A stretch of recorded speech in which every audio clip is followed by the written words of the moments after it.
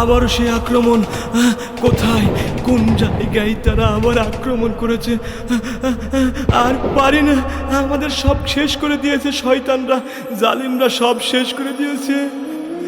না না, আপনারা কেউ মুসলমান না, কেউ মুসলমান না, কেউ মুসলমান না। কি কষ্ট পেলেন? পাওয়ারই তো কথা, তাই না? তাহলে কি আমি পাগল? হ্যাঁ হ্যাঁ, আমি পাগল হয়েছি, পাগল হয়েছি।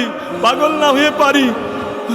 ও ও, ওই যে দূরে, কোথায় আবার বিস্ফোরণ!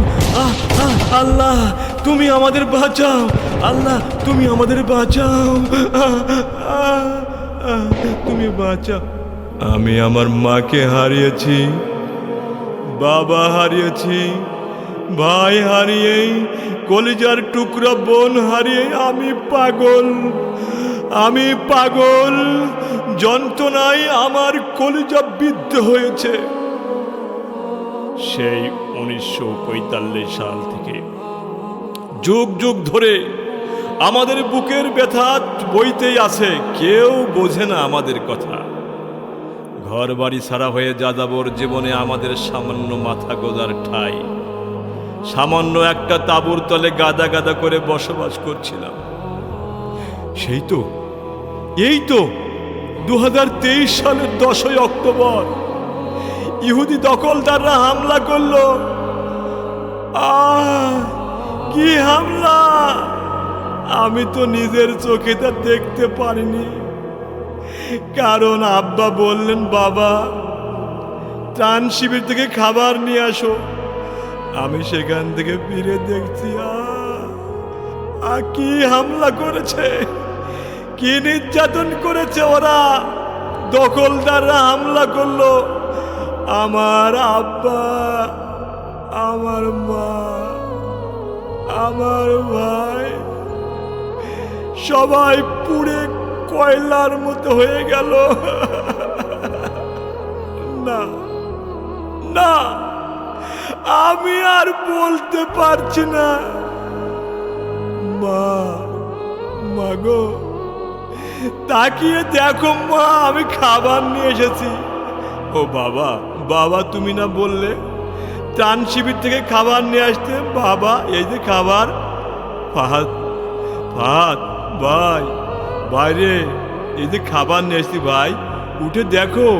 ফারজানা বোন আমার, আমি যে খাবার নিয়ে এসেছি। কেউ কথা বলে না, কেউ কথা বলছে না। কথা বলো বাবা, মা, ভাই, ফারজানা।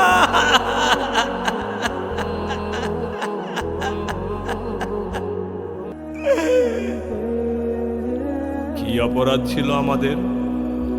নিজেদের ভূমিতে বসবাস করার অধিকার কি আমাদের নেই? ফিলিস্তিনের ভূমিতে আমাদের কি বসবাস করার অধিকার নেই? কোনো কথা বলছো না কেন তোমরা? তোমরা কেন কথা বলছো না? তোমরা মুসলমান, তোমাদের কি জ্ঞান নেই? তোমাদের কি বিবেক নেই? মরে গেছে তোমাদের বিবেক, তোমরা কি দেখতে পাচ্ছ না? শয়তানরা হামলা করে আমাদের ভাই বোনদের কিভাবে লাশগুলি ছড়িয়ে ছিটিয়ে রেখেছে। চারিদিকে শুধু পোড়া লাশের গন্ধ। আমাদের জানাজা দেওয়ার জায়গা নেই। হাসপাতালগুলো আজ গোরস্থান। যেদিকে তাকায় শুধু ভূমিকম্পের বিধ্বস্ততা। কি কি করছো তোমরা? কি করছো? তোমাদের কি বিবেক নেই? তোমাদের বিবেক মরে গেছে, সত্যিই মরে গেছে। তাছাড়া ক্ষুধার যন্ত্রণায় যে শিশুটি মরুভূমিতে পড়ে থাকা ঘাস খাচ্ছিল, ইলেকট্রনিক মিডিয়ায়, প্রিন্ট মিডিয়ায় সেই দৃশ্য কি তোমরা দেখো নাই? তোমরা কি দেখো নাই সেই শিশুটির আত্মচিৎকার? বাবা হারিয়ে, মা হারিয়ে যারা এইভাবে নির্যাতনের শিকার হয়েছে, তোমরা তাদের জন্য কি দিয়েছো? কিচ্ছু দিতে পারো নাই। পশু খাদ্যের জন্য কচুরিপানা, ক্যাকটাস গাছ খাওয়া দেখে তোমাদের গা কি শিউরে ওঠে? তোমাদের গা কি শিউরে ওঠে? শীতের মধ্যে, বৃষ্টির মধ্যে, প্রচন্ড তাপদাহের মধ্যে খোলা ময়দানে ত্রাহি ত্রাহি আমাদের জীবন, লাখো বনি আদমের চিৎকার, হাহাকার, আর্তনাদ তোমরা কি শুনতে পাও না? তাহলে নিশ্চুপ কেন তোমরা? জানি তোমাদের কোনো উত্তর নেই, তোমাদের কোনো উত্তর নেই। আজকে তোমরা মহা আনন্দে ঈদ পালন করছো, তাই না? পোলাও, কোরমা, মাছ, মাংস খাওয়া দাওয়া ব্যস্ত রয়েছে, তাই না? তোমরা তো খুবই আনন্দ করছো, আজকে ঈদের দিন উল্লাস করছো। রমজানের সাহারি ইফতার করলে রকমারি খাবার খেয়ে আমাদের জন্য সামান্যতম কিছু খাদ্য পাঠিয়েছ কি? অথচ পুরা রমজানে আমরা কোনো খাবার পাইনি, ইফতার করার পানিও পাইনি।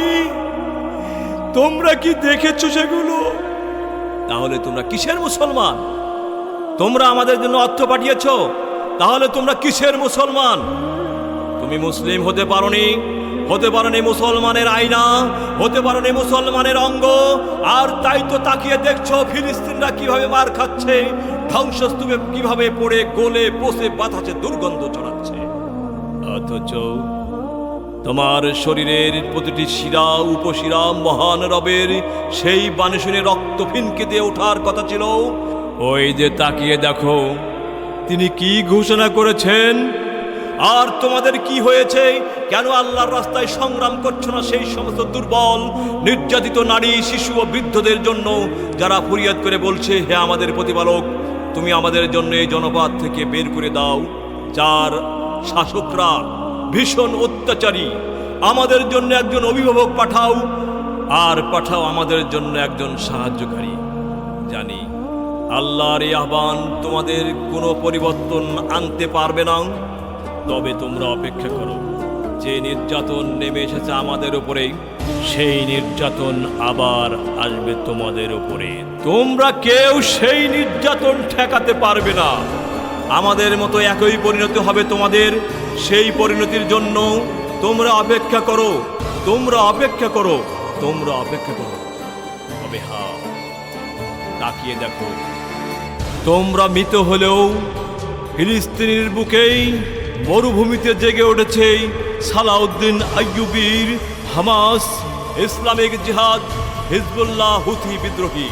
দিনের পথের মুজাহিদদের বদরের মতো আসমানি সাহায্য, খাদ্য, আসমানি বিজয়ের অপেক্ষায় দিনের মুজাহিদরা, আর সে বিজয়ের অপেক্ষায় আমি নিজে বিদ্রোহী।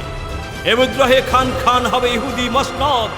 আর তাই আমার মুখে উচ্চারিত হচ্ছে মহাবিদ্রোহী রণক্রান্ত, আমি সেই দিন হব শান্ত, যবে উৎপীড়িতের ক্রন্দন রোল আকাশে বাতাসে ধ্বনিবে না, অত্যাচারের খড়গ কৃপান ভীম রণভূমে রণিবে না, অত্যাচারের খড়গ কৃপান ভীম রণভূমে রণিবে না। মহাবিদ্রোহী রণক্রান্ত, আমি সেই দিন হব শান্ত।